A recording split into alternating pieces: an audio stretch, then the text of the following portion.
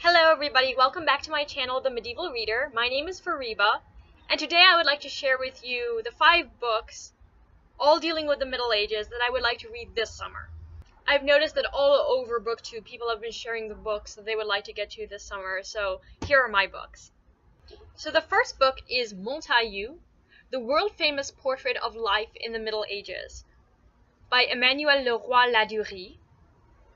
It's published by Penguin, and it's translated from the French by Barbara Bray. So Montaillou was a village in the 14th century, and in the 14th century there were Catholics, but there were also Cathari, who were considered heretics. So the Cathari, or the Albigensians, were dualists. So they believed that the world was divided between matter, which was evil, it was created by the god of darkness, and then the soul was good, and so it was of the god of light. And this dichotomous view of the world was actually very familiar to many of the Catholics living in southern France, so that they weren't really able to distinguish between the two, and there was quite a lot of tolerance initially between the Catholics and the Cathari. Unfortunately, the Pope was not at all tolerant, and he launched a crusade in southern France. It was a complete genocide. Many Albigensians were executed for their beliefs. This book will go into the Albigensian crusade in Montaillou, but it will also give us intimate details of life in a medieval village. So I look forward to this. Next, I got an English translation of Froissart's Chronique. So Froissart was a historian of the 100 Years' War who lived in the 14th century, so he was writing about contemporary events. Now, the original chronicles are thousands of pages, so this is like 1/6 of the original chronicles. And this is already over 500 pages, so it is really long. And the translator is Geoffrey Brereton. Froissart, being a contemporary, had a very unique perspective on the world of the 14th century, so I look forward to reading his thoughts, also his reflections on the Peasants' Rebellion. And evidently he was not at all supportive of the rebellion, which was crushed by the princes. This was the first of numerous rebellions in France. The last one, the 5th one, being in the 16th century during the Reformation. So here you go, Froissart's Chronique.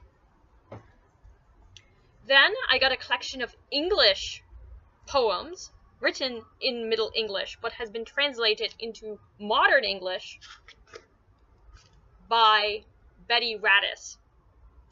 It includes The Owl and the Nightingale, which is an allegorical religious poem. Cleanness, which is a moral religious poem, so dealing with morality. And Saint Erkenwald, who was a saint, so it's a saint's life. And this is Christ creating the world with a compass. Fantastic. I think it's just fantastic.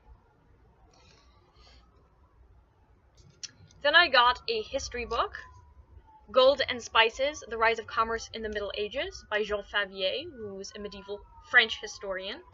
It was translated from the French by Caroline Higgins. Beginning in the 13th century, usury became more and more acceptable, which actually caused a lot of social upheavals. So that's when the Franciscans and the Dominicans, all the friars emerged. A lot of these radical Christians emerged because of usury. Usury was seen as this mortal sin, and so usury was really changing the urban landscape in the 13th century, and this book is all about the economics of the late Middle Ages, and also how economics helped establish nationalism.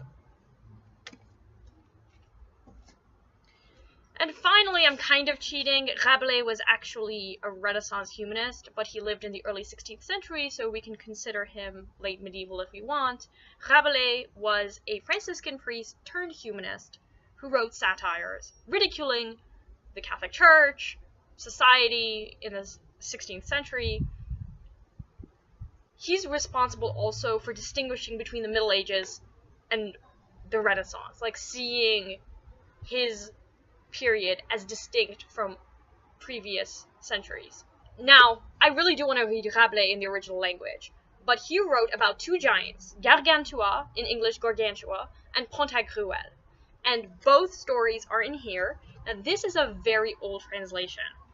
It's by Sir Thomas Urquhart, who I believe was a 17th century English translator. So I've heard this translation is not the best. It's also very verbose. Maybe not the most beautiful translation, but it is historical. So I look forward to reading this first for the content and second for the translation. So those are the 5 books that I will be reading. Let me know what books you will be reading this summer. I'll be making more videos next week. Bye now.